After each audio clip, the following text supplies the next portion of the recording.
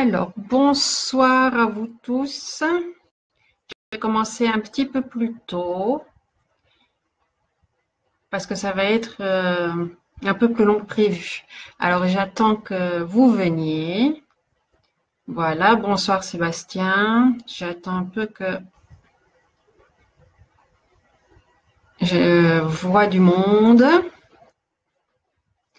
Le sujet de ce soir, ce sera les familles d'âmes. Voilà, j'attends un petit peu de monde, hein, comme ça. Ah, bonsoir Cindy. Mettez-moi voilà un petit coucou, comme ça je vois qui est là. Et comme je commence un peu plus tôt, je vais encore attendre un tout petit peu. Voilà, pour avoir le temps de tout vous expliquer sur les familles d'âmes. En fait, cette vidéo reste sur ma page Facebook, donc si vous ratez un petit bout que vous ne pouvez pas tout voir aujourd'hui, il n'y a aucun problème, vous pouvez revenir quand vous voulez, elle est toujours disponible. Bonsoir Francis, bonsoir Armel, bienvenue. Alors, sur les familles d'âmes, en fait, ça va se diviser en deux grands groupes. Je vais parler les familles d'âmes terrestres, enfin relationnelles, celles qu'on connaît, hein, la famille, les connaissances, et puis les familles d'âmes spirituelles ou de mission, de but de vie. Je ne sais pas très bien comment on peut qualifier ça. D'habitude, on dit juste les familles d'âmes, mais c'est pour faire vraiment la différence entre les deux. Alors, je vais commencer tout doucement, hein. Voilà, attendez 2 petites secondes que je règle un petit quelque chose. Voilà.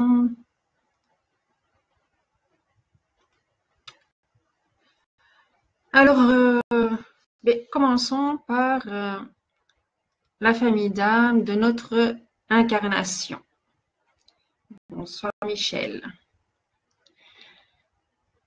En fait, quand on se réincarne sur Terre, l'âme choisit le milieu, choisit également avec qui elle vient et dans quelles circonstances, quel degré de parenté, quel lien elle va créer. Bonsoir Gwendoline, bonsoir Paolo. Donc, qu'est-ce qui s'est décidé? En fait, c'est pas que l'âme qui décide de se réincarner dans telles circonstances, c'est souvent plusieurs âmes, un concile d'âmes qui décide si c'est bien ou si c'est pas bien ou qu'est-ce qui sera le mieux adapté pour l'apprentissage qu'elle a à faire ou qu'elle a décidé de faire. Alors, au bout de ces réincarnations, au fil des réincarnations, on revient toujours à peu près avec le même groupe. Alors, quand je dis groupe, ça va jusqu'à quelques centaines d'individus, voire 600 individus, qu'on retrouve plus ou moins à chaque incarnation.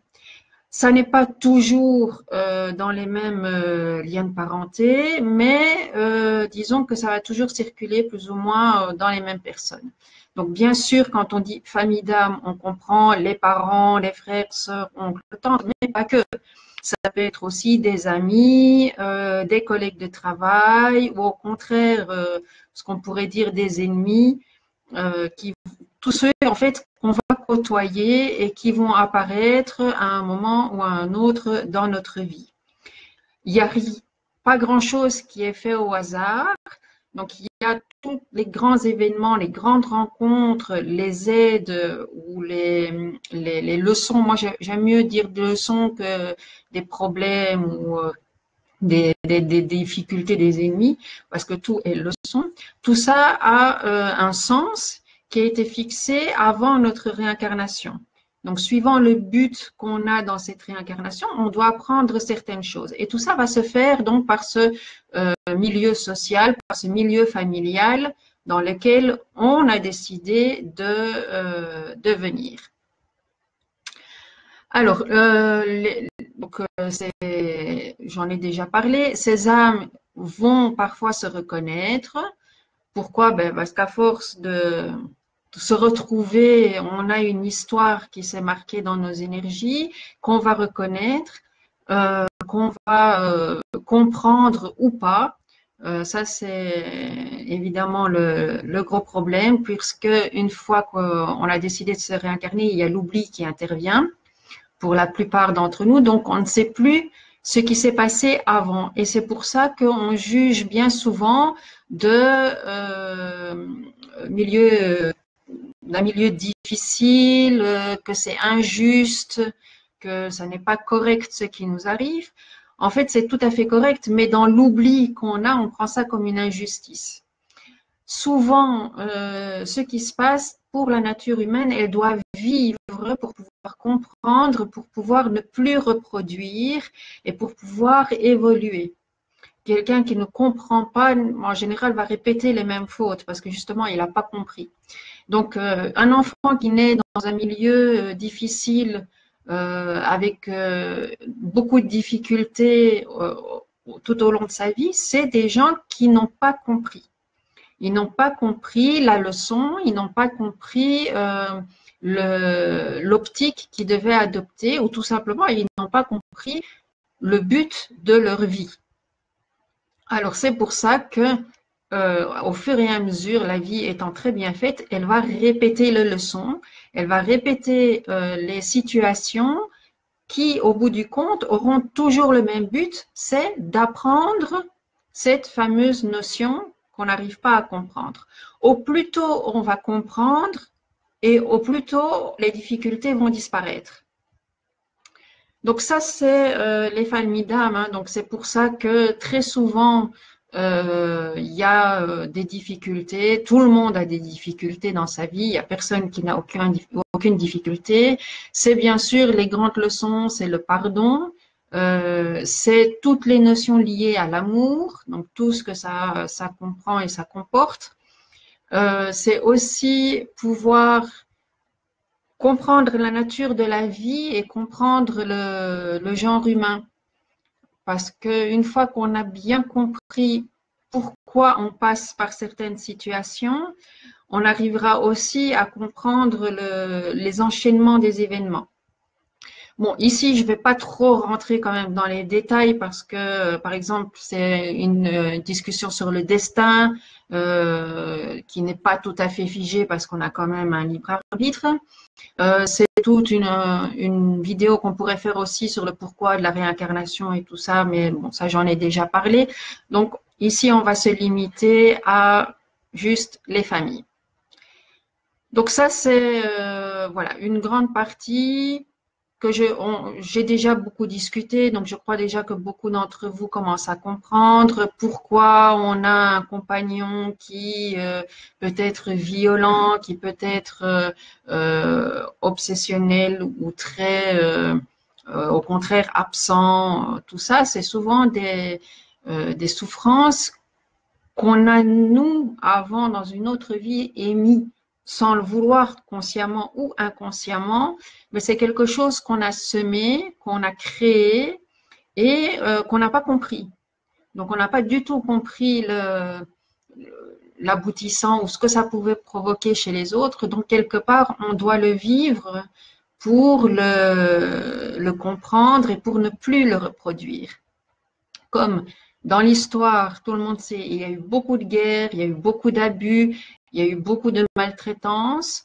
C'est normal qu'à un certain moment, on arrive à une saturation, qui est la période maintenant. Et c'est une période aussi d'élévation et de changement. Pourquoi? Parce que quelqu'un qui est mis à bout, qui est mis presque à ses limites à lui, à la limite de ses limites, va toujours essayer de se dépasser. Et en se dépassant, il va revenir sur lui-même, c'est-à-dire qu'il va se recentrer, il va se remettre en question. Tant qu'il n'est pas arrivé au bout du bout, il va dire c'est la faute des autres. Et quand il va éliminer tous ces autres et qu'il n'aura plus que lui avec lui, il ne pourra plus dire ça doit être la faute des autres. Non, quelque part, c'est de ma faute. Qu'est-ce que j'ai fait? Et c'est ça, souvent, le but de toutes ces épreuves, de tous ces déchirements qu'on a. Ça, c'est voilà, une première grande chose. Je ne vais pas trop m'étendre. À la fin de la présentation, de toute cette présentation, si vous avez des questions, je prendrai des questions. Maintenant, commençons peut-être avec ce qui va vous intéresser le plus. Ce sont les familles d'âmes spirituelles ou les familles d'âmes par mission ou par but de vie. Donc, en dehors, bien sûr, de notre famille d'âmes terrestres, nous venons tous d'une grande famille qui est une famille avec un but, qui développe un but, des capacités. Alors, ces familles-là, elles n'ont pas que des réincarnations sur la Terre. Donc, ce sont des grandes familles qui comptent plusieurs milliers, voire millions d'âmes qui ont ce but-là, mais qui peuvent se réincarner à peu près dans tous les mondes. Donc, ça n'est pas que sur la Terre, à une exception près. Je vous en parlerai. Alors, dans ces familles d'âmes-là, qu'est-ce qu'on retrouve? Souvent, ce sont nos âmes sœurs. Donc, attention, on va parler un peu âme sœur pour bien comprendre, âme jumelle, flamme jumelle. Alors là, dans la famille de but ou la famille de mission, on retrouve les âmes sœurs. Pourquoi? Parce que ce sont toutes les âmes qui ont un but commun. Elles vont tous se réincarner avec le même but suivant la famille qu'elle a. On ne fait pas partie du début à la fin de nos incarnations dans une famille. En fait, non, on va aller dans une famille pour apprendre à développer toutes les caractéristiques et toutes les capacités de cette famille-là, pour devenir, une fois qu'on a bien la maîtrise, le maître de cette famille-là et passer après dans une autre famille afin d'apprendre, d'évoluer, de comprendre toutes les capacités, tous les dons de cette autre famille. Alors normalement, moi, d'après ce qu'on m'a donné comme information et d'après ce que j'ai vu, on passe de famille en famille. Il y en a qui disent qu'on peut faire partie de plusieurs familles en même temps. Alors moi, je ne crois pas comme ça. Je crois qu'en fait, on garde en nous toutes les familles par lesquelles on a déjà passé et les dernières auxquelles on a été réincarné, auxquelles on a travaillé. Bien sûr, on garde toutes ces capacités-là en nous. Donc, il y en a d'autres qui disent non, en fait, on peut se réincarner en 2-3 familles en même temps et développer 2-3 dons, capacités en même temps. Je pense pas que ce soit comme ça. De toute façon, une fois qu'on est rentré dans une famille, qu'on a fait tout le cheminement, qu'on a maîtrisé toutes les capacités et les dons et le but de cette famille, on garde ça en nous. C'est comme tout apprentissage, une fois qu'on le maîtrise bien, on le garde en nous. Voilà, donc là, ça va être les fameuses âmes sœurs on a déjà beaucoup parlé, qu'on croit reconnaître. Alors, une âme sœur, c'est pas seulement bien de couple, hein, ça peut être des amis, ça peut être une personne qui vient à un certain moment pour vous donner des détails ou pour vous mettre dans des situations qui provoquent chez vous le réveil de votre but, hein, puisqu'on n'a pas la mémoire de pourquoi on est sur Terre, c'est un peu le chemin de vie qui n'est pas très clair, qu'on ne sait pas trop. Et pour certaines familles, c'est important d'être réveillé, donc de savoir le but de ma vie, c'est.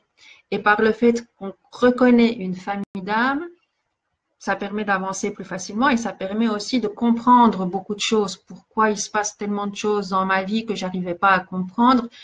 Par le regroupement ou l'identification à une famille d'âmes, on comprend.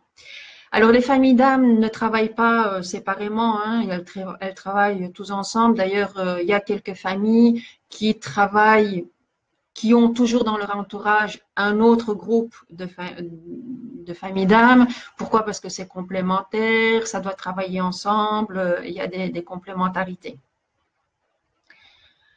Alors, il y a aussi, je vais me baser en gros sur le classement de la famille de Marie-Lise La Bonté qui est assez bien, mais Je vais rajouter, disons, des nouvelles familles. C'est pas vraiment des nouvelles familles. En fait, c'est des familles soit qui sont sur le déclin et qui disparaissent petit à petit, ou ce sont des familles qui, au contraire, ont décidé de se séparer de la grosse famille parce qu'elles se trouvent très spécialisées ou plus tout à fait dans le même fonctionnement que la famille mère et commencent à se détacher et à former une famille séparée.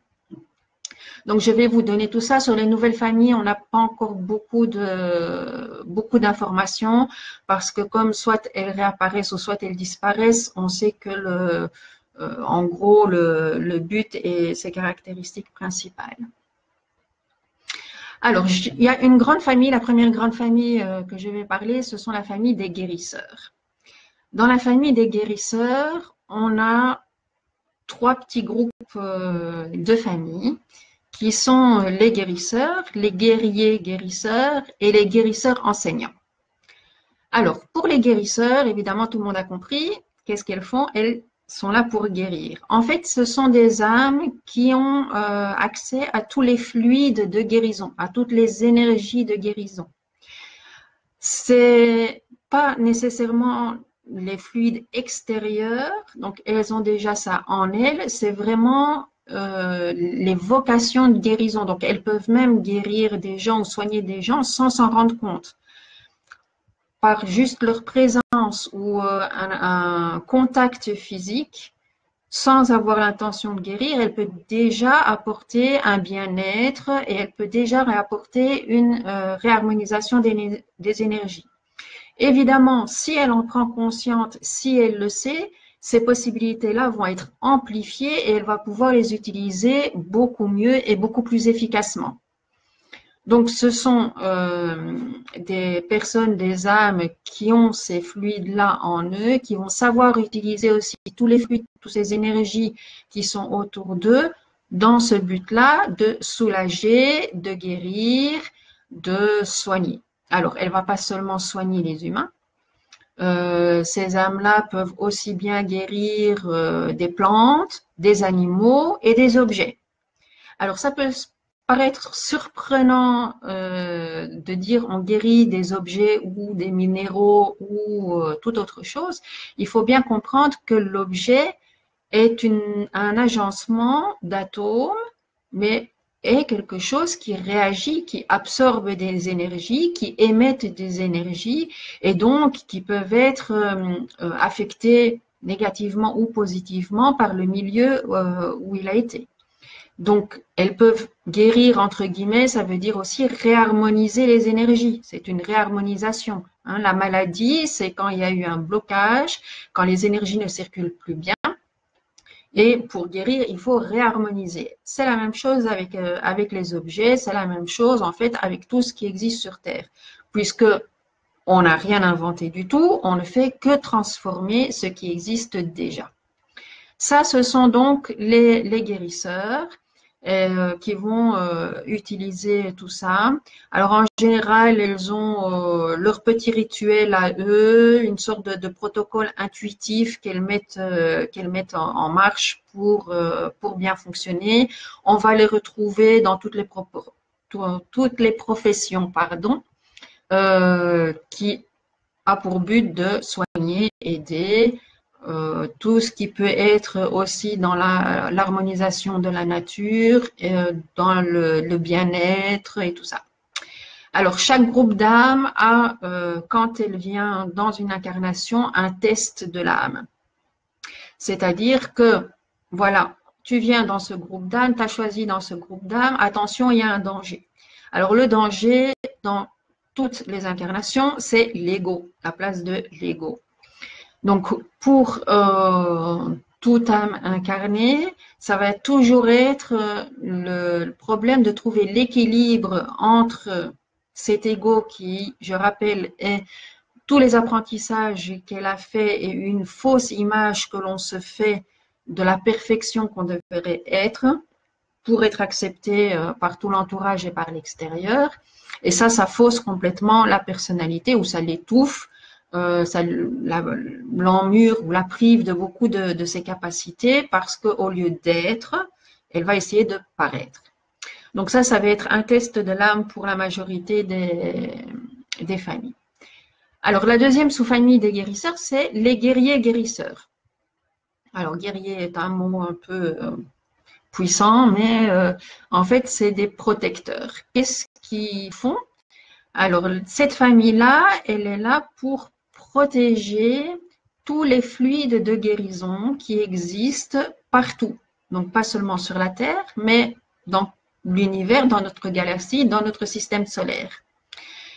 Ce sont des personnes qui sont un peu moins terre à terre, qui ont besoin d'une connexion avec le spirituel et avec l'au-delà.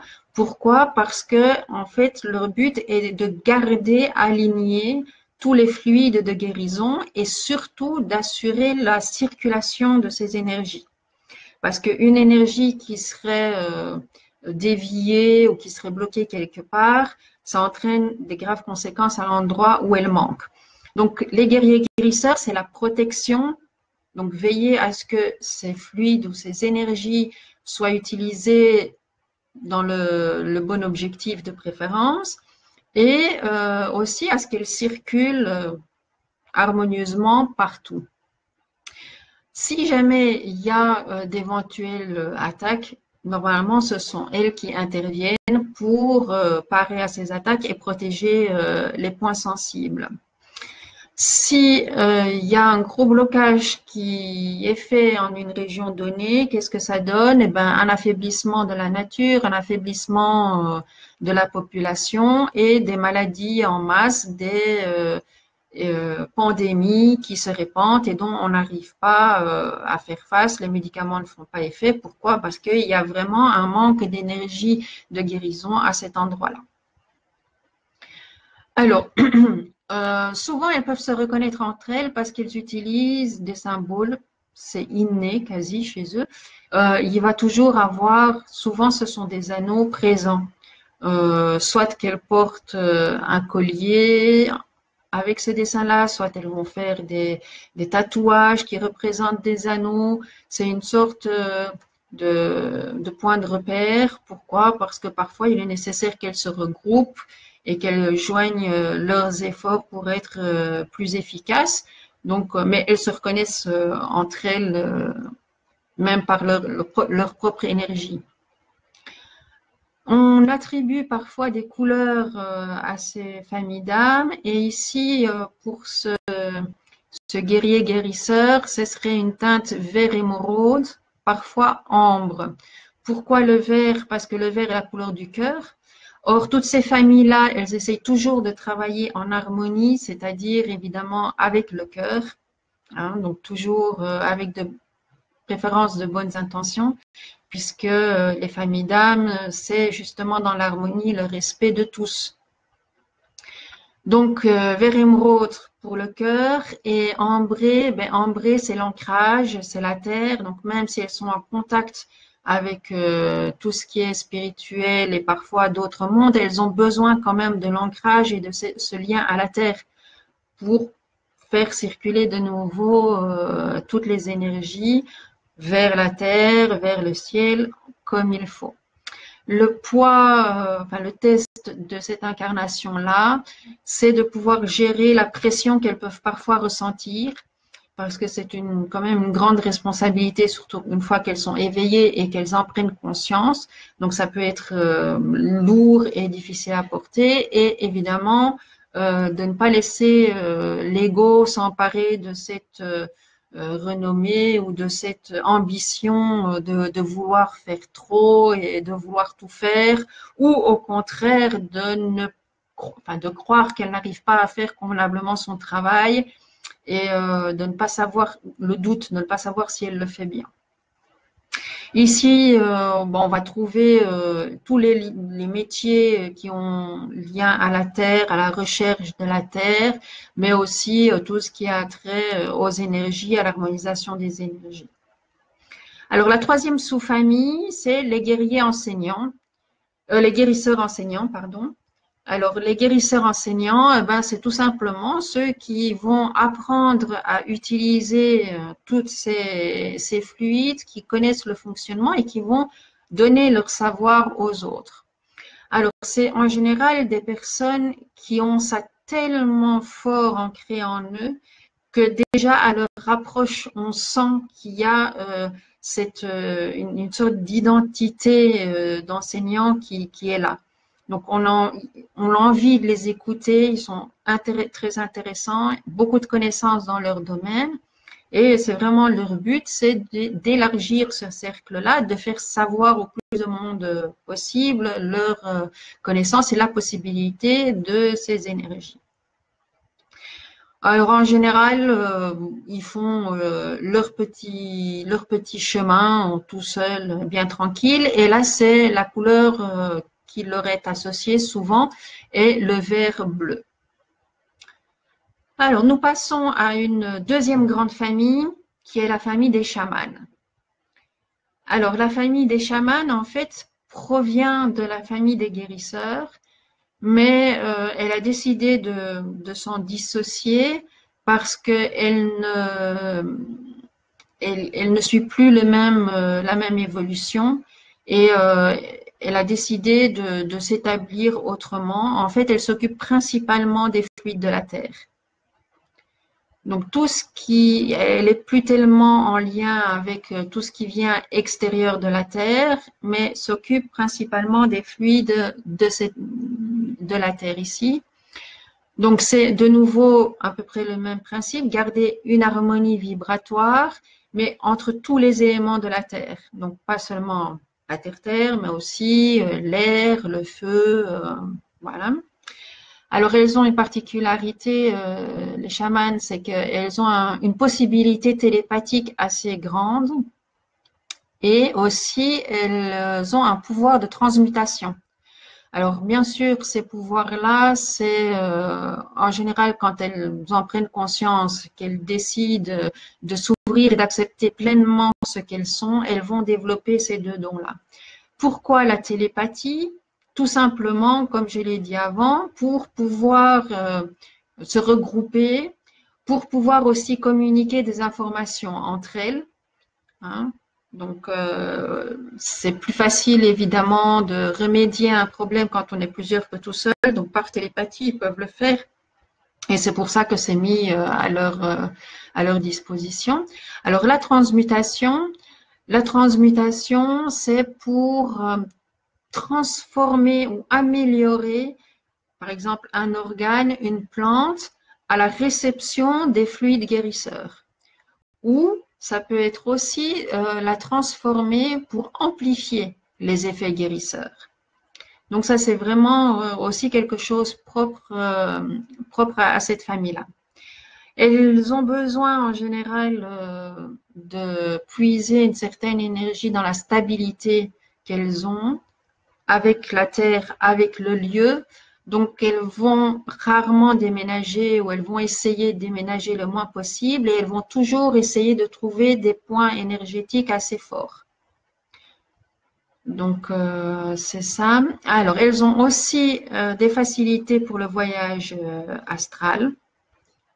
Pourquoi? Parce que c'est une famille un peu spéciale qui peut, elle n'est pas spécialisée dedans, mais elle peut intervenir aussi dans des voyages astrales, par voyage astral. Donc, pendant les rêves, il peut avoir une certaine influence par le rêve de guérison ou d'harmonisation du corps. Aussi, elle s'entoure beaucoup de rituels et de symboles qui lui permettent d'assurer la fluidité de ses actions. Elles vont avoir une grande conscience de l'importance de leur corps physique, qui savent très bien que ce corps est l'intermédiaire et le principal vecteur pour passer ces fluides de guérison. Donc, elles vont y faire attention. Et si jamais elles refusent ce qu'elles ressentent, elles ne veulent absolument pas faire ça va directement se retourner contre elles. Donc, elles vont avoir des problèmes de santé qui va souvent se caractériser par des chutes de cheveux, des problèmes d'ongles très fragiles, des problèmes de peau, voilà, des problèmes assez invalidants, je dirais, parce que simplement elles refusent de faire circuler cette énergie. Pourquoi elles ont été programmées? Donc ça a été leur raison de venir ici, c'est la circulation de ces énergies-là. Comme toutes les familles, la grande difficulté, ça va être de ne pas s'oublier dans l'identité, dans la personnalité, dans l'ego, mais bien de se concentrer et d'accepter leur mission. Alors, dans cette famille de chamans, il y a une autre petite famille qui est très proche, mais qui décide tout doucement de se séparer. Ce sont les mages et les magiciens. En fait, les mages et magiciens, pour nous, c'est une très vieille notion qu'on ne comprend pas très bien. On voit surtout le charlatanisme. Mais en fait, le mage et le magicien, ce sont des chamans qui se sont spécialisés dans l'intervention lors de voyages astraux ou lors des rêves. Donc, ils vont pas être comme le chaman mis avec des rituels tout le temps pour harmoniser ou pour pouvoir guérir. Ils vont plutôt profiter des rêves ou d'un voyage astral pour, en intervenant là-dedans, guérir, soigner ou réharmoniser les énergies. Elles ont moins besoin de se connecter à la Terre et moins besoin un peu de sentir cette connexion à la Terre. Alors, une troisième grande famille, ce sont les passeurs. Alors, vous en avez sûrement entendu beaucoup parler, c'est les passeurs d'âme, mais pas que. Alors, les passeurs, en fait, est une famille qui est très difficile à s'incarner. Pourquoi? Parce qu'elle est très proche et très souvent en contact avec tout ce qui est au-delà du matériel, avec les anges, les archanges, les maîtres ascensionnés, toutes les énergies qui sont déjà dans des sphères supérieures. Donc, c'est un passage pour elles difficile, voire très difficile. Elles sont souvent très mal à l'aise dans leur corps et ont une difficulté de trouver leur pourquoi d'incarnation, leur but de vie, parce qu'elles se sentent pas très bien dans ce qui les entoure, ni dans leur physique. Donc les passeurs, en fait, ce sont une famille qui s'occupe d'aider ou d'améliorer tout ce qui est passage. Quand on entend passage, bien sûr, il y a le passage de la vie à la vie d'après, mais il y a aussi tous les passages dans cette vie-ci. Par exemple, une enfance vers une adolescence difficile, le passeur peut aider en fluidisant et en expliquant ce qu'est en fait ce passage-là. Il peut avoir le passage d'un divorce qui est très douloureux et on n'arrive pas à se faire à l'idée d'une vie, par exemple, en solitaire après ou de dépasser le cap. C'est aussi le passeur qui va pouvoir expliquer et atténuer le passage. Donc vraiment, tout ce qui est passage, tout ce qui est un passage d'une situation à une autre situation presque opposée ou très difficile, le passeur peut intervenir. Il n'y a pas donc que ces fameux aides à l'âme pour retrouver le chemin dans l'au-delà. C'est une famille qui, en fait, aide à retrouver l'équilibre des énergies, l'équilibre des transformations, l'équilibre dans la transformation et des transformations. Elles sont souvent aussi un lien entre tout ce qui est physique terrestre et tout ce qui est au-delà. Donc, elles ont souvent une sorte de nostalgie ou de regret ou d'incompréhension par rapport à la vie parce qu'elles se sentent toujours attirées vers autre chose qu'elles ne comprennent pas nécessairement. Et c'est une fois acceptées qu'elles vont vraiment se rendre compte de leurs possibilités et qu'elles vont pouvoir travailler leurs pleines possibilités. Si elles refusent de nouveau, c'est très difficile à vivre. Ils peuvent refuser. Il y a les problèmes évidemment de santé. Il y a tous les problèmes qu'elle va trouver dans sa propre vie parce qu'elle n'acceptera pas justement ces passages. Donc ça va la bloquer parce que c'est elle qui aide à passer. Or elle ne veut pas, donc elle va se bloquer toute seule. Elle va se limiter. Ça peut provoquer des dépendances, des dépressions. Voilà. Alors, il faut savoir aussi que ce genre de personnes quand elle décide d'assumer son rôle, elle le fait tout le temps. Donc, c'est quelqu'un de très disponible, elle sent comme une sorte de responsabilité et elle ne va pas savoir mettre de limites. Pourquoi? Parce qu'elle oublie un peu justement les limites du corps physique et les limites de la matérialité. Or, c'est quelque chose qu'elle doit prendre en compte parce que le physique, il ne suit pas. Le physique, justement, il est limité, donc il a besoin aussi de son propre ressourcement et il faut bien qu'elle prenne soin d'elle-même. Souvent, elle dit, ah, c'est pas grave, je vais essayer de récupérer, je fais pendant la nuit, je fais pendant le week-end, peut-être à renoncer à un repas ou à sauter un repas, à moins dormir. Et tout ça, ça peut être dangereux parce qu'elles ont vraiment besoin d'un rythme équilibré de vie pour faire leur mission le mieux possible. Et surtout, pour que le corps physique puisse faire remplir son rôle le mieux possible. Donc, elles ont besoin de cet équilibre et aussi d'un très bon ancrage parce que comme elles sont souvent en contact avec l'au-delà, si elles ne reviennent pas un peu sur Terre, elles vont se sentir complètement déphasées et déconnectées de la Terre. En étant déconnectées, elles ne pourront pas être d'un grand aide ou très efficaces, donc l'ancrage est très important. Leurs couleurs se retrouvent souvent dans les violets et les mauves. Alors, nous avons encore une autre grande famille qu'on appelle les guerriers. Moi, je préfère les protecteurs. Alors, qu'est-ce qu'ils vont faire? Les protecteurs, ils vont protéger les énergies. En fait, ils vont protéger l'énergie qu'ils auront choisi de protéger. C'est-à-dire qu'ils vont se dire, voilà, moi, je veux protéger toutes les énergies de guérison. Moi, je veux protéger toutes les énergies d'expansion ou toutes les énergies de purification. Donc, ils se décident sur quelle énergie ils vont agir et une fois qu'ils auront choisi l'énergie, ils vont faire tout pour que cette énergie garde le meilleur aspect de lui-même.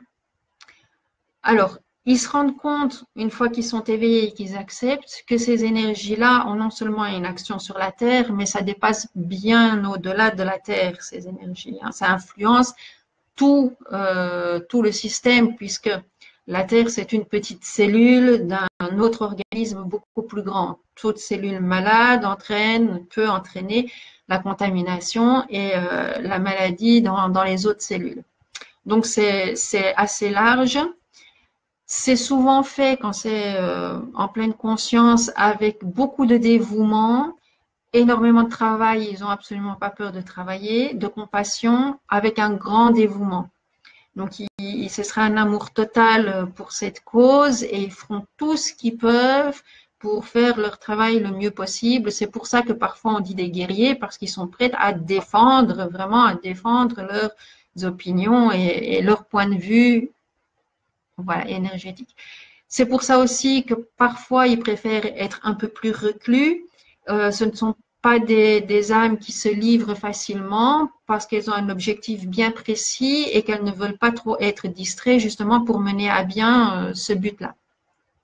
On va retrouver ces familles dans, je dirais, deux orientations différentes. Ça va être tout ce qui est protection, que ça peut être protection de la nature ou protection des âmes, mais ça peut être aussi dans un peu la conception asiatique des arts martiaux. Donc, les arts martiaux, ça va être non seulement des techniques pour se défendre, mais c'est surtout une philosophie de vie. Donc, c'est une conception et une manière de vie qui est totalement dirigée vers une seule face. Dans cette famille-là, on va aussi retrouver les gardiens du seuil. Alors, les gardiens du seuil, vous connaissez peut-être un peu la notion.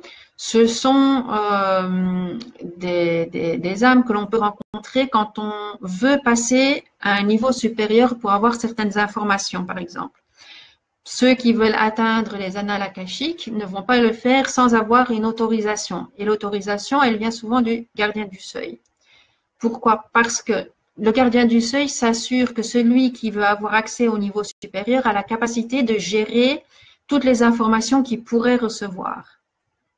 c'est pas évident, hein. Donc, si quelqu'un n'est pas bien préparé, ce qu'on peut lui donner à voir peut le déstabiliser complètement et peut le perdre. Pourquoi? Parce qu'il va pas du tout savoir prendre les informations avec la distance nécessaire, avec le recul nécessaire et avec les actions qui vont avec, ni comprendre le pourquoi on lui montre et retirer l'enseignement. Donc, c'est vrai, ils sont vraiment là comme une sorte de garde-fou de voir qui peut avoir accès, à quoi peut avoir accès et lui donner la possibilité ou pas de le faire. Alors, cette famille d'âmes a une couleur en général qui est d'un un brun clair, un brun ambre, comme de l'ambre translucide. Voilà. Alors, une autre famille, c'est la famille des alchimistes fées. La famille des alchimistes fées, décidément, est une famille très spéciale aussi parce qu'elle est là pour spiritualiser la matière. Ouh là là là là là, qu'est-ce que c'est que ça? En fait, ce sont des incarnations qui se font maintenant un peu plus souvent parce que la vibration de la Terre s'est élevée. Pour elles, c'est plus facile de revenir. Elles sont Pourquoi elles reviennent maintenant plus souvent? Parce qu'ils ont du mal à s'incarner. Les fées, en général, ont vécu beaucoup de réincarnations dans une matière très éthérée et elles supportent mal la densité de la matière. C'est justement pour ça aussi qu'on dit de spiritualiser la matière, c'est-à-dire qu'elles sont là pour aider l'évolution de la planète dans une densité moins forte. Alors, qu'est-ce qu'elles font? En général, elles ont cette capacité-là, évidemment, depuis toutes jeunes. Et un premier détail qu'elles peuvent remarquer, c'est des choses qui disparaissent. Donc, elles croient qu'elles ont perdu des objets, elles sont persuadées les avoir mis à un certain endroit, elles ne les retrouvent plus. Puis, quelques jours après, hop, ça revient. Exactement à l'endroit où elles croyaient qu'elles les avaient laissés, ça revient. Donc ça, c'est en fait une de leurs capacités qui est de dématérialiser les objets. Et cette capacité-là, en fait, elles le portent tout le temps en elles, sauf que elles n'en ont pas conscience, elles ne savent pas l'utiliser. Une fois qu'elles vont savoir l'utiliser, elles vont pouvoir la manipuler ou la contrôler et l'utiliser à meilleur escient. Alors, elles ont un gros problème, c'est qu'en général, elles se sentent très mal dans le physique, dans le corps physique, parce qu'elles se sentent lourdes et elles ont l'impression de traîner, d'être lentes ou vraiment lourdes, alors que de l'extérieur, au contraire, on les voit tout à fait légères, presque dansantes. Et pour eux, c'est un décalage qui est assez difficile à gérer. Et une fois qu'elles ont compris, bon, elles l'acceptent et alors elles arrivent à se concentrer sur leur chemin de vie. Alors, qu'est-ce que cette dématérialisation transmutation permet? Elle permet une guérison aussi beaucoup plus facile. Pourquoi? Parce que la maladie est quelque chose qui ancre et qui est dû à des blocages. Or, si on enlève ces blocages, la maladie disparaît, les symptômes disparaissent. Donc, cette possibilité de rendre le matériel immatériel, c'est évidemment une grande aide dans la guérison, mais aussi dans la communication et dans la transformation. On va les retrouver surtout dans la nature, près de la nature. Pourquoi? Parce qu'elles savent très bien que l'harmonisation de la nature est primordiale pour tous les êtres humains qui habitent cette nature et qui en dépendent. Elles sont souvent, même sans le savoir, dans l'amour inconditionnel. Donc, ce sont des gens qui vont avoir certaines difficultés à voir les relations et à vivre les relations. Pourquoi? Parce qu'elles vont elles vont pas ressentir la différence d'amour ou d'amitié, de sentiment. Donc, pour elles, ça va être difficile de se dire, j'ai l'impression que j'aime tout le monde de la même façon, alors que c'est pas normal. Mais si, pour elles, c'est tout à fait normal parce qu'elles sont dans ce respect, dans cette compréhension-là d'amour inconditionnel. La plupart du temps, elles ont une certaine connaissance innée et elles vont le faire automatiquement. Une fois qu'elles vont accepter leur état, elles peuvent recevoir un enseignement télépathique, c'est-à-dire d'âme en âme, hein, qui se reconnaissent, ou elles vont se reconnaître et se regrouper pour échanger et avoir un échange donc oral comme tout le monde. En fait, c'est une des familles qui va s'étendre et qui va être de plus en plus présente parce qu'on en a vraiment besoin pour le moment. Alors, la couleur de cette famille, c'est souvent le rose nacré rose. Dans cette famille, nous avons deux sous-familles, je dirais. En fait, nous avons les alchimistes. Les alchimistes sont plus spécialisés que les alchimistes faits. Je dirais même que c'est un premier groupe primaire, parce que eux ne vont agir que sur la matière. Les alchimistes vont agir tout ce qui est matière et ne vont pas trop s'occuper de transformer une matière en non-matière. En fait, ils vont s'occuper d'harmoniser, de fluidifier tout ce qui est matière. Donc, transformer la matière en une autre matière plus harmonieuse, plus équilibrée. Donc, ça, c'est les alchimistes. Et les sorciers. Alors, les sorciers, en fait, c'est plus une vieille branche qui a tendance à disparaître parce que l'alchimiste pouvait travailler sur la matière, que ce soit intérieure ou extérieure. Par exemple, elle peut travailler sur les cellules, sur nos cellules, sur les cellules de plantes, alors que le sorcier ne peut travailler que sur la matière extérieure. Donc, ça va être que la matière apparente. Voilà, ça c'est à peu près tout ce que je sais sur ces familles-là. Alors, une autre famille, c'est la famille des communications ou de la communication. C'est une famille qui a un but assez simple, c'est quoi? Ben, de communiquer, de transmettre. Alors, on va de transmettre quoi? Souvent un message d'amour et ce qu'est le sentiment d'amour. On va les retrouver dans tout ce qui est artistique parce que c'est le meilleur moyen d'avoir toutes des nuances différentes, d'avoir énormément de possibilités de toucher le plus de monde possible par ce message indispensable et essentiel qu'est l'amour. Donc, elles vont être, voilà, souvent aussi on remarque que ce sont un groupe d'âmes qui va être beaucoup moins actif la journée et qui va commencer à être plus productif en début de soirée. Pourquoi? Parce que bien souvent, c'est l'inspiration qui leur vient. Elles ont besoin je dirais juste de transmettre ce message qu'elles ont déjà en elles, mais qui viennent aussi soit par leur propre âme supérieure, soit par les groupes, voilà, les groupes d'âmes. Donc c'est pas vraiment l'intermédiaire, c'est plus qu'un canal, hein, mais c'est vraiment communiquer tout ce qu'elles reçoivent, ce sentiment d'harmonie, de beauté et d'amour. La couleur de cette famille est souvent un bleu irisé, un peu bleu clair irisé. La famille suivante, c'est la famille des enseignants, qui est anciennement, elle faisait partie des communicateurs. Et en fait, c'est une famille qui va d'abord expérimenter, qui va accumuler des connaissances et qui va enseigner spontanément tout ce qu'elle a appris, tout ce qu'elle sait. Ça se fait très souvent spontanément. C'est pas nécessairement des enseignants d'école.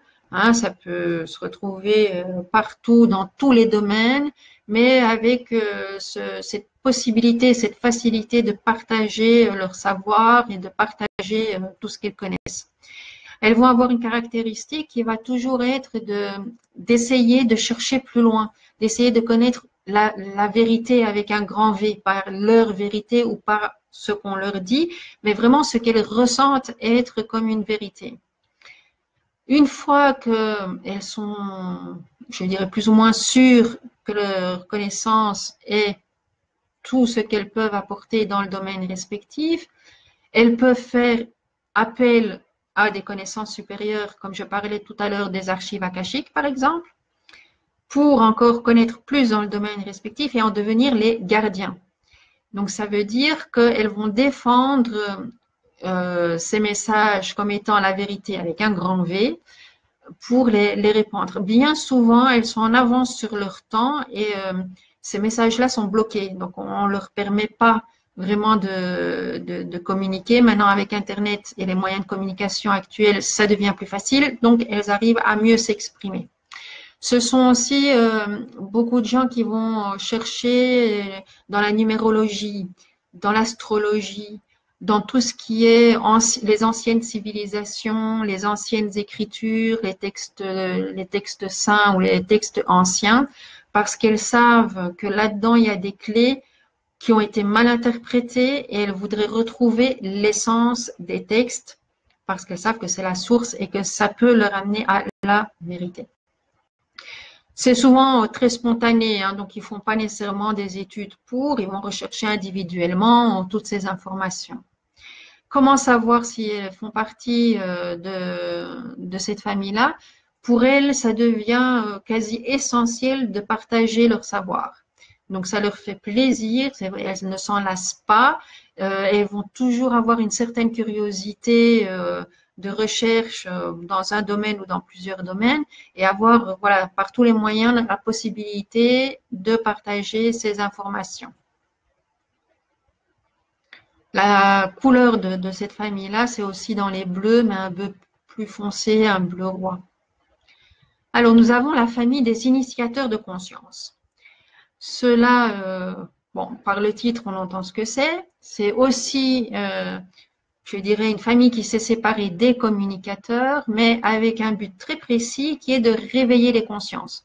Donc, ça n'est plus de faire savoir une vérité ou de communiquer une certaine vérité. C'est vraiment ici provoquer un choc dans un groupe, une population ou enfin, le plus étendu possible pour attirer la conscience collective et attirer les consciences vers un problématique qui freine l'évolution de la planète. Alors, souvent, ce sont des âmes qui se réincarnent pour une assez courte période et elles vont avoir un départ qui va frapper les mémoires. Donc, elles vont pas mourir simplement de maladie ou de belle mort, comme on dit, mais souvent, ça va être vraiment quelqu'un qui va rester dans les mémoires. Alors, pour mieux comprendre un peu ce que je dis, je vais vous donner deux exemples assez frappants de ça. Il y a eu, par exemple, Grégory Le Marchal. Tout le monde se souvient de Grégory Le Marchal, chanteur qui a gagné un concours de chant, qui a fait son disque avec succès et en fait qui a dévoilé qu'il était atteint d'une grave maladie qui est la mucoviscidose et qui est mort peu de temps après.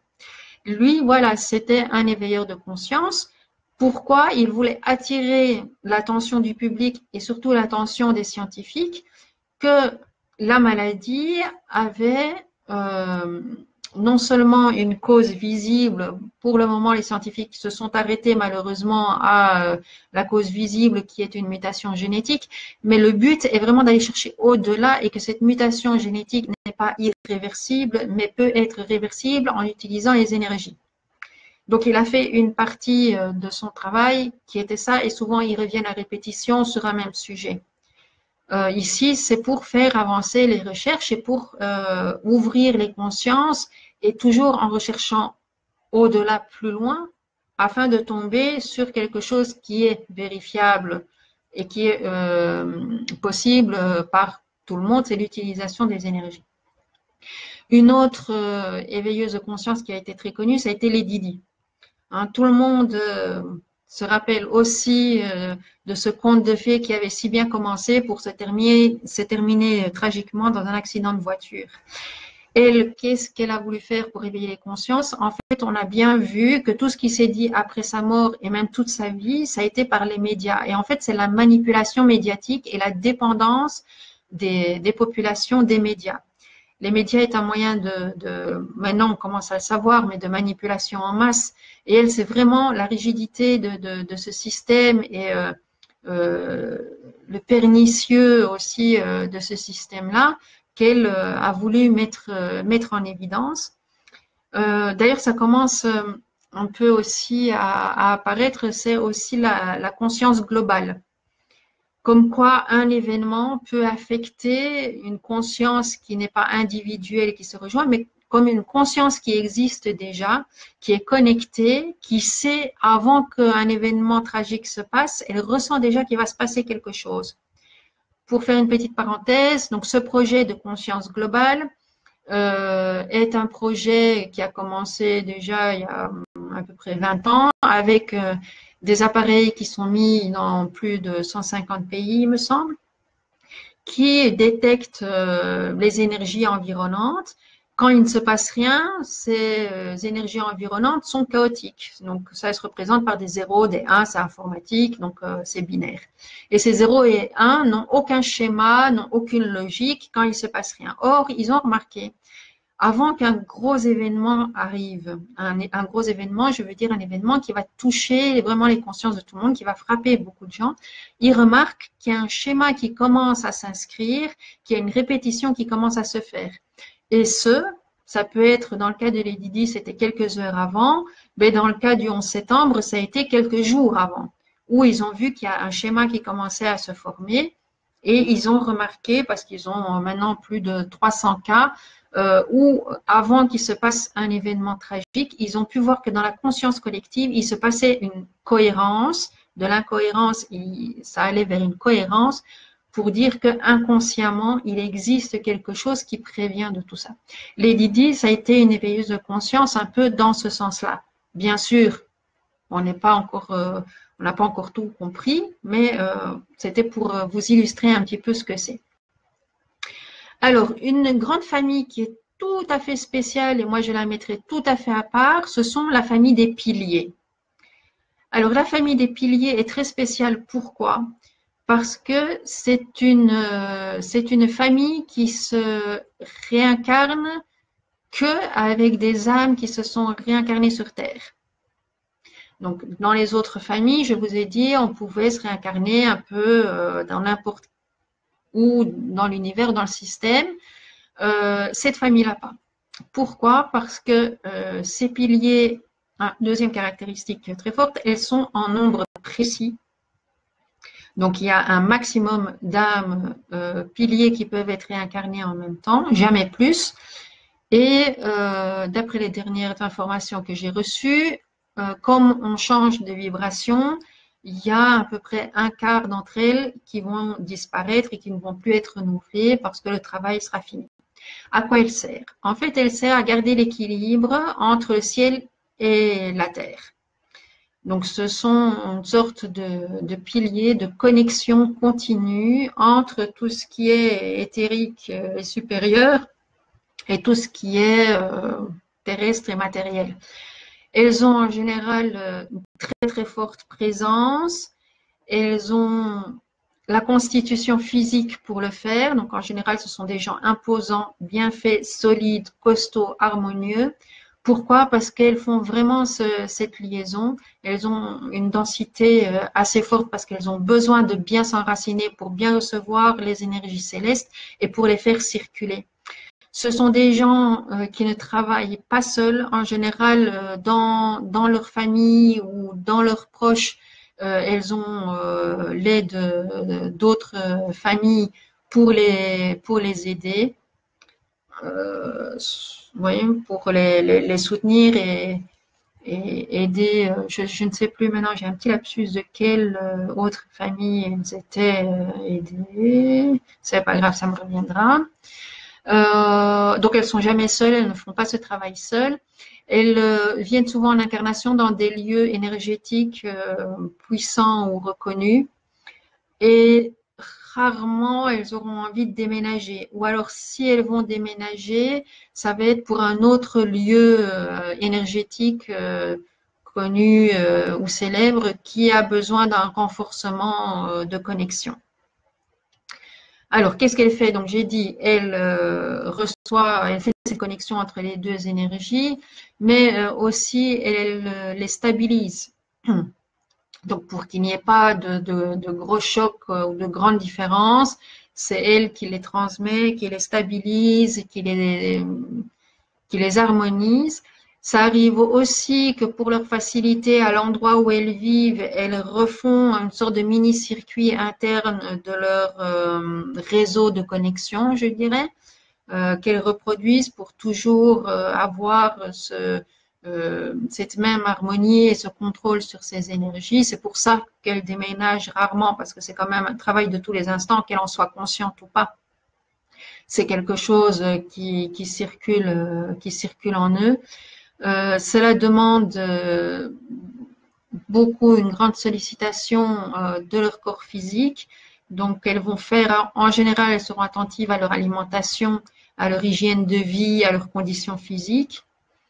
Voilà. Et ça, donc maintenant, ça commence à changer un petit peu parce que les énergies de la Terre changent aussi. On aura moins besoin de cet ancrage. Donc, elles ne seront plus remplacées, elles vont un peu disparaître. L'avant-dernière famille que je vais parler, ce sont les mécaniciens. Alors, généralement, on les appelle les mécaniciens. Moi, je préfère réparateurs ou agents de guérison. Pourquoi? Parce qu'ils interviennent partout où il y a un petit problème énergétique, il y a un court-circuit, il y a un trou, il y a un manque. Et eux, ils vont voilà, essayer d'être les réparateurs, hein, les agents de guérison de ces trous ou de ces manques. Ceux-là, par contre, malheureusement, ils sont de plus en plus présents. On a de plus en plus besoin d'eux parce qu'avec toutes les pollutions qu'on a partout, ils sont vraiment nécessaires. Ils vont s'occuper donc de tout, aussi bien de ce qui peut se passer dans le sol, sur le sol, dans l'air ou dans l'atmosphère. Donc, c'est souvent ça. Ils vont essayer de reboucher les trous, de recréer quelque chose qui a disparu et qui était indispensable pour l'équilibre de la zone, pour dépolluer, pour recréer un circuit énergétique qui a complètement été abandonné ou disloqué ou complètement tordu à cause de tout ce qui a pu se passer à cet endroit-là. Donc, on va les retrouver souvent dans les travaux de la terre, dans les travaux en contact avec la nature. Donc, voilà, les agents de guérison. C'est la couleur, à peu près leur couleur, ça va être le cuivre, le mort doré. La dernière grande famille, ce sont les maîtres. Alors, moi, je départage cette famille en plusieurs petites familles. D'abord, nous avons les maîtres des familles. Donc, chaque famille a, par la réincarnation successive, on arrive à une complète compréhension du système et des capacités de la famille respective.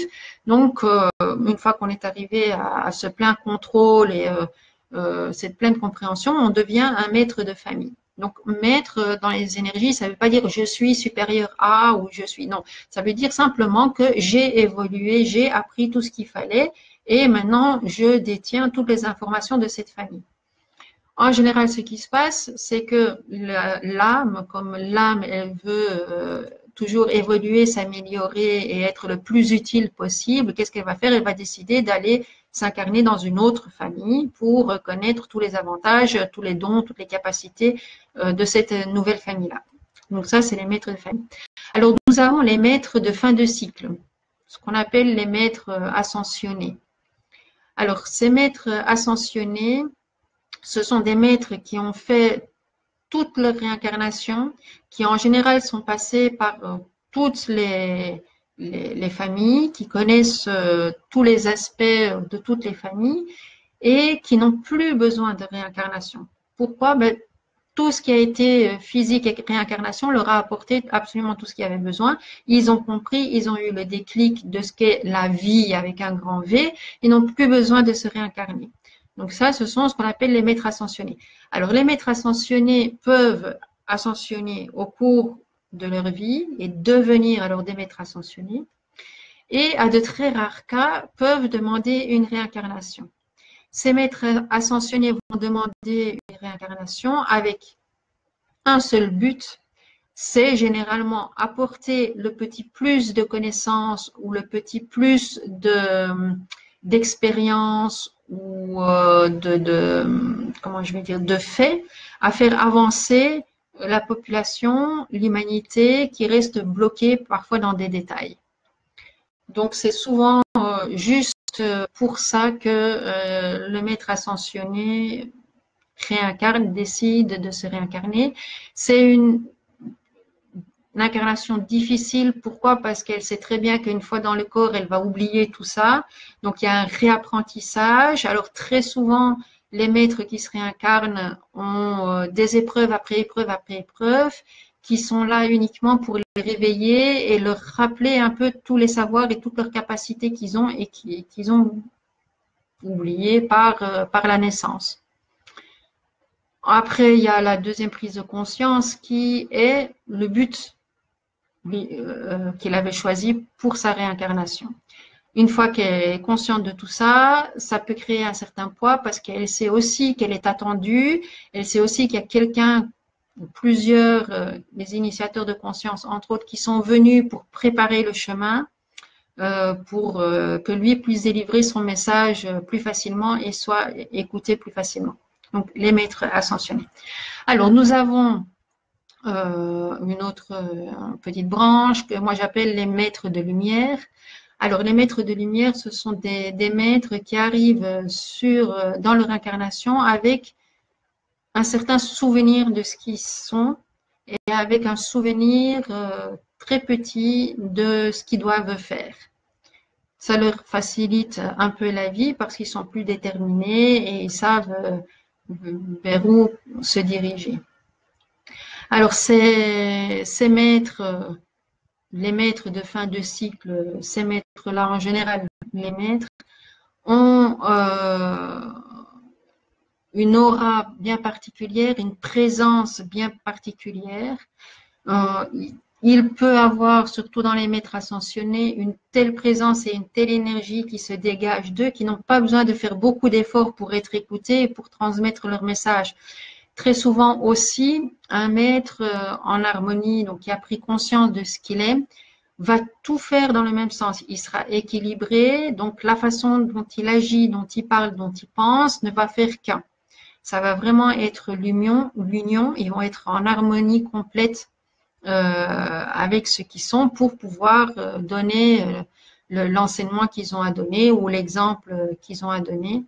Ce sont souvent des gens qui ont un caractère, mais qui sont, je dirais, faciles dans le sens où leur compréhension aide à accepter beaucoup de choses, à accepter les différences, à comprendre les différences, et donc vont être assez à l'aise à peu près dans toutes les situations, ne vont pas s'attarder sur une difficulté ou sur un problème, vont savoir tout de suite que si je sais le résoudre, je vais le faire, si je ne sais pas le résoudre, je l'accepte et ça passe. Donc voilà, mais c'est pas nécessairement facile à vivre, surtout quand on n'en a pas conscience, parce qu'on peut se demander vraiment pourquoi ça arrive tout ça à moi. Je sais pas, voilà, on arrive à la fin. Donc si vous avez des petites questions, je peux regarder s'il y a eu des questions sur ce qui a été dit. J'ai dit évidemment en gros pour que ça ne dure pas trop longtemps, pour que vous soyez pas trop fatigués de tout ça. J'ai rajouté donc quelques nouvelles familles ou anciennes familles qu'on parle peu ou dont on sait moins. Alors, ce que vous pouvez faire, comment savoir de quelle famille je suis? Beaucoup vont se demander comment savoir de quelle famille je fais partie. Très simplement, soit vous le ressentez, ah tiens, moi je me sens à l'aise ou je me sens attirée vers telle ou telle chose, ben maintenant je comprends pourquoi. Ça peut être une possibilité. Vous pouvez également le demander en rêve, par les rêves. Voilà, moi je crois que ça m'aiderait beaucoup de savoir en quelle famille je m'appartiens, de quelle famille je fais partie. Donnez-moi des indices en rêve pour que je sache de quelle famille j'appartiens et qui pourrait m'orienter et me guider ou au contraire m'affirmer dans ce que je fais. Vous pouvez demander à vos guides, à vos anges de vous donner des signes. Aussi, donne-moi des signes qui m'indiqueraient vers quelle famille je suis. Ceux qui font du magnétisme, de la radiesthésie, vous pouvez faire un cadran avec toutes les familles que j'ai citées et voir, voilà ce qu'on répond. Alors, il y a donc des difficultés, en fait, qu'on peut ressentir parfois, c'est qu'on a l'impression qu'on fait partie de plusieurs familles. Donc, comme je l'ai dit, c'est souvent qu'il y a eu un passage d'une famille à une autre qui est récente et on a encore gardé tous les apprentissages de la famille précédente. Les familles des maîtres, on va avoir, enfin, pour ceux qui sont là, vont avoir l'impression d'être d'un peu toutes les familles, ne vont pas vraiment savoir se situer dans une famille. Voilà, voilà. Donc, Armel, apparemment, j'ai répondu à ta question. Voilà, si vous avez d'autres questions, je regarde s'il n'y en a pas eu avant. Apparemment, non. Oui, Marie-Christine, t'as pas oublié. T'es là, merci d'être là. Là, non. Alors, je vous laisse encore quelques minutes pour voir si vous avez des questions. Vous annoncez le thème de la prochaine vidéo. Alors, ce sera, en fait, si je ne suis pas trop longue, je crois que je vais en faire en 2 parties sur le passage à la mort, tout ce qui concerne la mort, est-ce que la mort est déterminée ou pas, comment ça se passe et tout ça. Mais en première partie, de m'occuper de la mort des enfants. Pourquoi? Parce que c'est une grande incompréhension due à notre apprentissage que la mort chez les jeunes enfants ou les maladies graves chez les jeunes enfants. Donc, je voudrais approfondir un peu tout ça. Surtout qu'en général, pour les parents, c'est très difficile à vivre et ils font rarement leur deuil et ils arrivent très, très difficilement à passer le cap.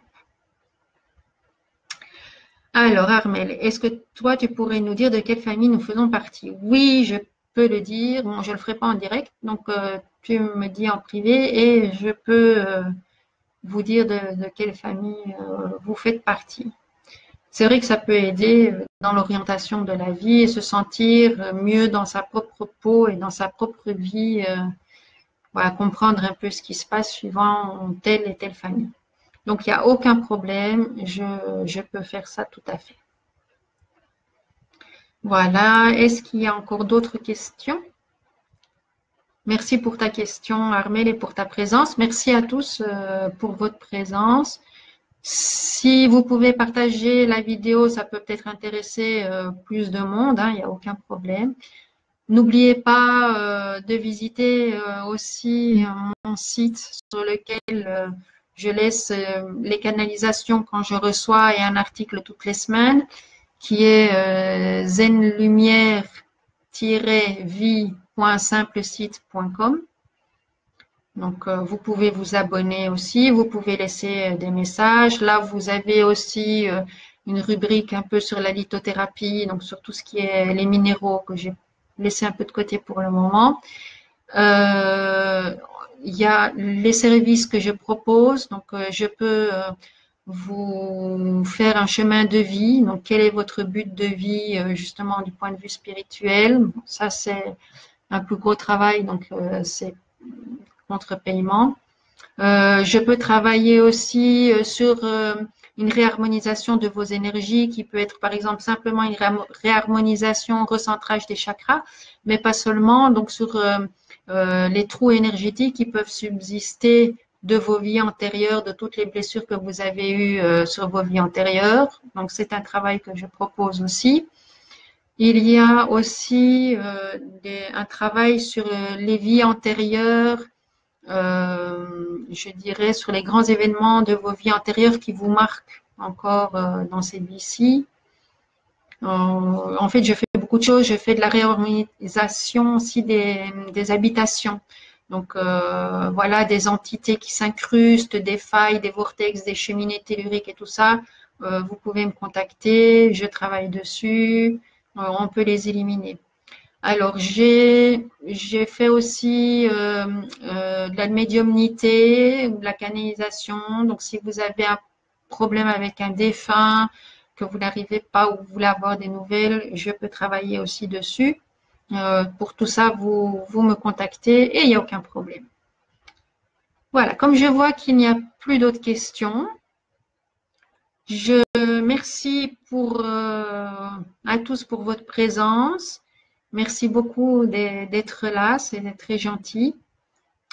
J'essaye de ne pas dépasser 1 heure parce que c'est beaucoup d'informations en peu de temps. Alors, si ça dure trop longtemps, ça peut être difficile.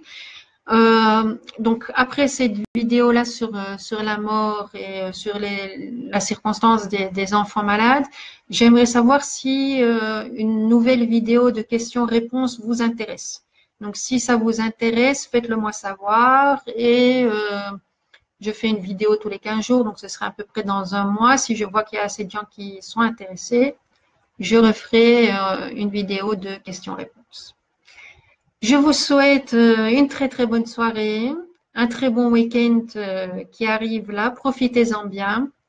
N'oubliez pas de vous recentrer, de rester dans le présent et dans la présence. Ça aide toujours de positiver, hein, parce qu'il n'y a rien qui est vraiment grave et tout est positif. Voilà, je vous souhaite donc une excellente soirée, encore une fois un très très bon week-end et à très bientôt. Au revoir à tout le monde.